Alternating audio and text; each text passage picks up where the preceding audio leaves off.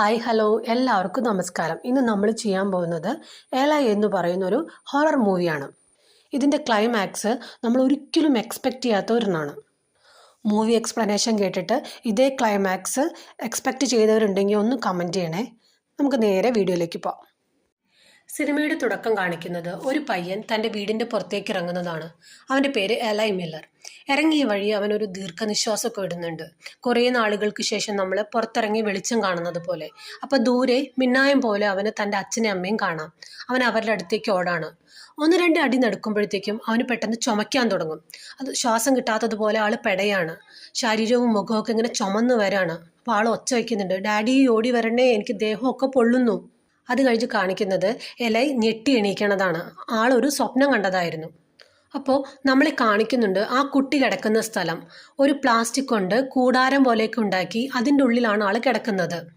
അവന് ഇമ്മ്യൂണിറ്റിയുടെ പ്രോബ്ലം ഉണ്ട്. പെട്ടെന്ന് അലർജിക് ആവും. അതായത് പുറത്തുള്ള ചെറിയ കാറ്റോ പൊടിയോ സൂര്യപ്രകാശമോ തട്ടിയാൽ മതി ആളുടെ ദേഹമൊക്കെ പെട്ടെന്ന് ചുമന്ന് വരാൻ തുടങ്ങും. അതുപോലെ ശ്വാസം കിട്ടാത്ത പോലെയൊക്കെ ബുദ്ധിമുട്ടുണ്ടാവും. അതുകൊണ്ട് എപ്പോഴും ആ പ്ലാസ്റ്റിക് കൂടിൻ്റെ ഉള്ളിലായിരിക്കും താമസിക്കണത്. പുറത്ത് പോകണമെന്നുണ്ടെങ്കിൽ ഒരു സ്പേസ് സ്യൂട്ട് പോലത്തുള്ള ഡ്രസ്സ് ഇടണം. ദൂരെ ഒരു ഡോക്ടറെ കാണിക്കാനായി അച്ഛൻ പോളിൻ്റെയും അമ്മ റോസിൻ്റെയും കൂടെ ആൾ പോവാണ്. അപ്പോൾ കുറേ ദൂരം ഉള്ളത് കൊണ്ട് ഒരു ഹോട്ടലിൽ സ്റ്റേ ചെയ്തിട്ടാണ് അവർ പോകുന്നത്. അപ്പോൾ ഒച്ച കേട്ടിട്ട് അമ്മ ഓടി വരാണ്. എന്നിട്ട് പറയുന്നുണ്ട്, മോനെ ഈ പ്രാവശ്യം എല്ലാം ശരിയാകും, മോൻ വിഷമിക്കൊന്നും വേണ്ട. ആള് പല്ല് തേക്കുന്നതും തുപ്പണതും ഡ്രസ്സ് ഇടുന്നതും എല്ലാം ആ കൂടിൻ്റെ ഉള്ളിലിരുന്നാണ്. അവസാനം സ്പേസ് സ്യൂട്ടൊക്കെ ഇട്ട് ആൾ പുറത്തേക്ക് ഇറങ്ങുന്നുണ്ട്.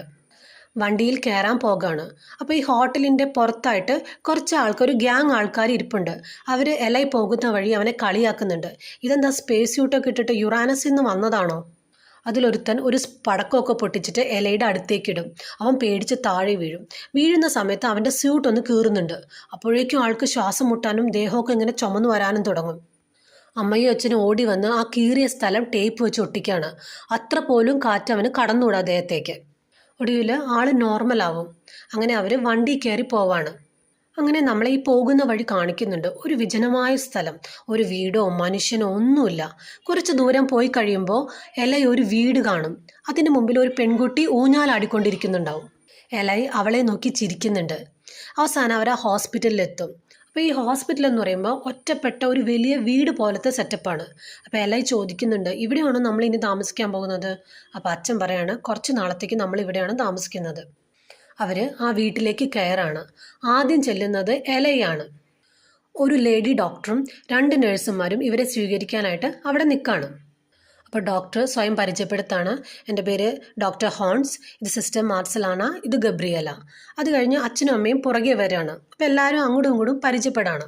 അപ്പോൾ എല ഇങ്ങനെ ചുറ്റും നോക്കുന്നുണ്ട്. അതായത് വേറെ ഒരു മനുഷ്യൻ പോലും അവിടെ ഇല്ല. ഒരു പേഷ്യൻറ്റോ വേറെ നഴ്സുമാരോ ആരുമില്ല. ഡോക്ടർ എലയോട് സ്യൂട്ട് ഉരുക്കോളാൻ പറയും. അപ്പോൾ അമ്മ പറയുന്നുണ്ട്, ഉരുക്കം മോനെ, കുഴപ്പമൊന്നുമില്ല, ഇവിടുത്തെ എയറൊക്കെ പ്യൂരിഫൈഡ് ആണെന്ന്.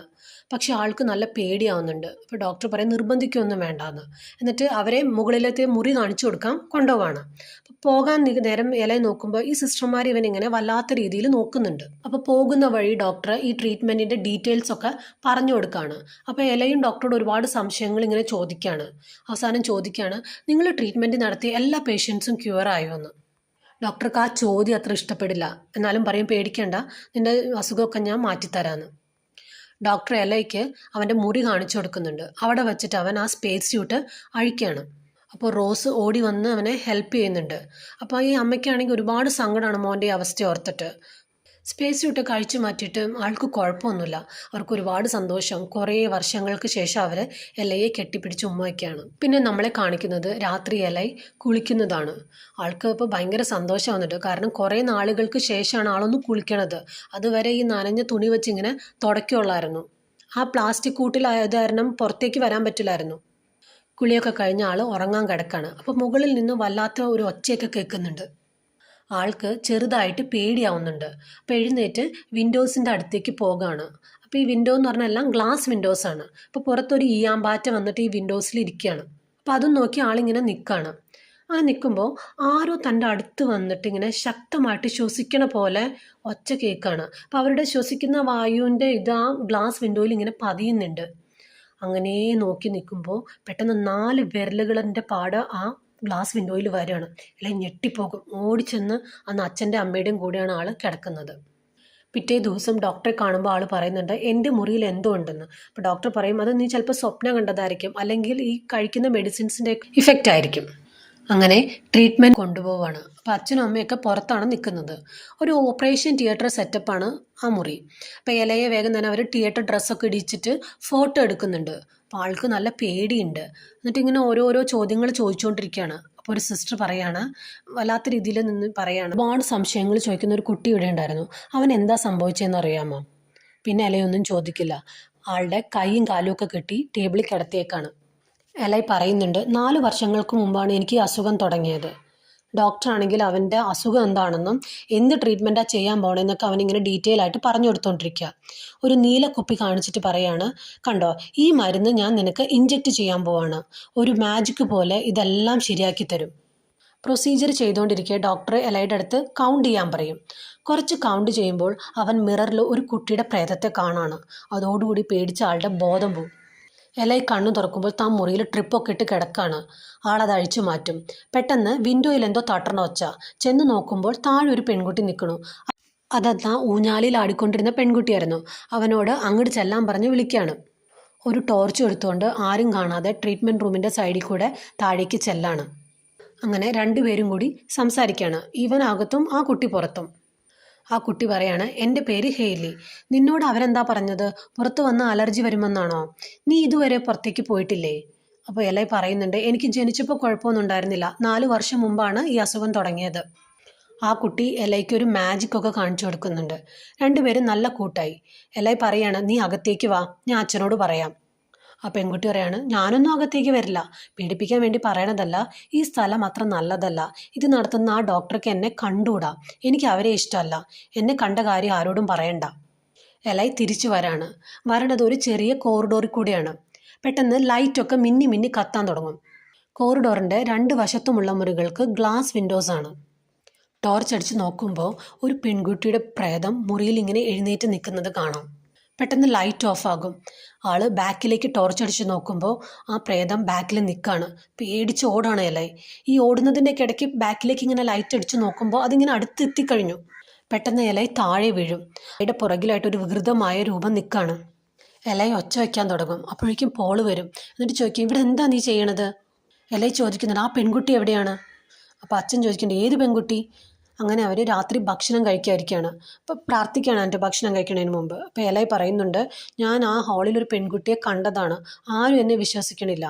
അപ്പോൾ അമ്മ പറയുന്നുണ്ട്, മോനെ പുതിയ സ്ഥലമല്ലേ, നമുക്ക് അങ്ങനെ തോന്നും, ഇവിടെ വേറെ ആരുമില്ല, നമ്മൾ മാത്രമേ ഉള്ളൂ. രാത്രി ഉറങ്ങാൻ കിടക്കുന്ന എലയാണ് പിന്നെ കാണിക്കുന്നത്. ആളൊരു പുസ്തകം വായിക്കുകയാണ്. ഒരു ടോർച്ചൊക്കെ അടിച്ച് ആ വെളിച്ചത്തിലാണ് പുസ്തകം വായിക്കുന്നത്. പെട്ടെന്ന് വാതിൽ തുറക്കണ പോലത്തെ ഒരു ഒച്ചയേക്കാം. നോക്കുമ്പോൾ ഡോറ് തുറന്നു വരാണ്. അപ്പോൾ ഈ ഡോറിൻ്റെ പകുതി ഗ്ലാസ് ആണ്. അപ്പം അതിലൂടെ നോക്കുമ്പോൾ കർട്ടൻ്റെ ബാക്കിലായിട്ട് ഒരു രൂപത്തെ കാണാണ്. പേടിച്ച് അവിടെ ചെന്ന് നോക്കുമ്പോൾ ആരുമില്ല.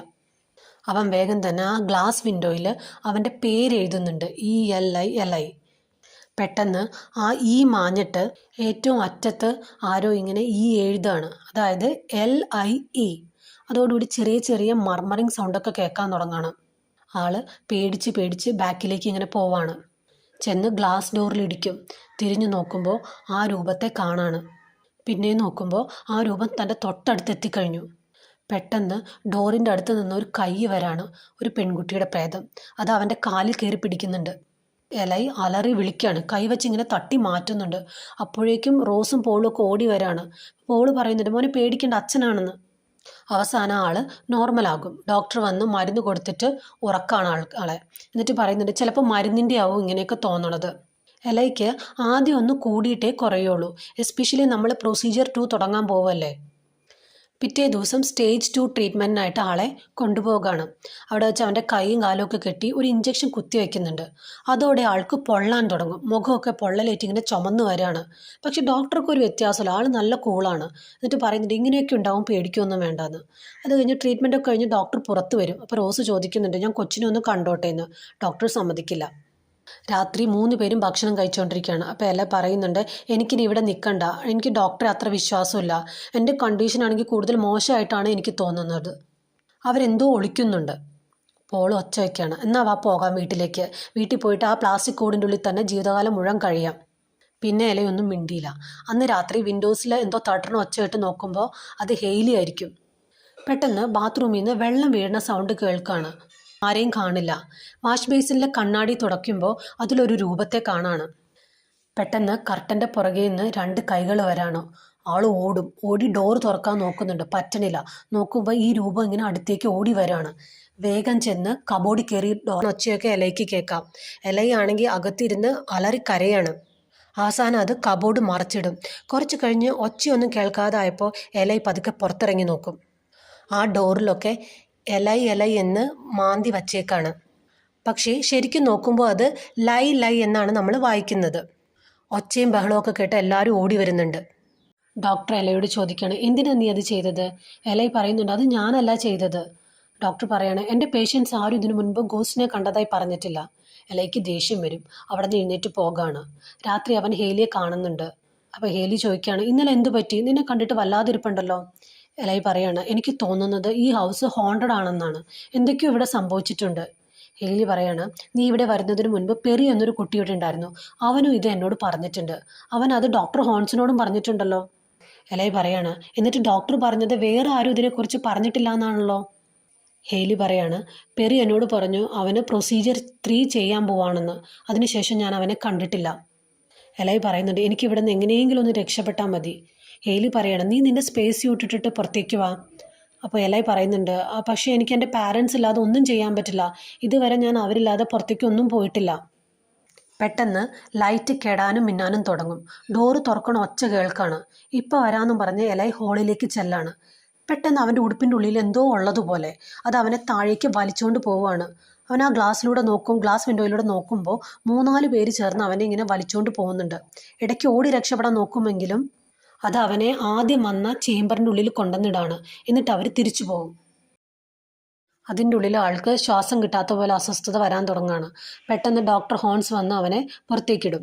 ഒച്ചപ്പാട് ബഹളവും കേട്ട് അച്ഛനും അമ്മയും ഓടി വരികയാണ്. അപ്പോൾ ഡോക്ടർ പറയുന്നുണ്ട്, ഇല രക്ഷപ്പെടാൻ ശ്രമിച്ചെന്ന്. ഇല ചോദിക്കുകയാണ്, ഡോക്ടർ നിങ്ങൾക്ക് ഇവിടെ ഗോസ്റ്റ് ഉള്ള കാര്യം അറിയാമല്ലേ? പെറി പറഞ്ഞിട്ടില്ലേ? ഈ പെറിയുടെ പേര് കേൾക്കുമ്പോൾ ഡോക്ടറുടെ മുഖം മാറാണ്.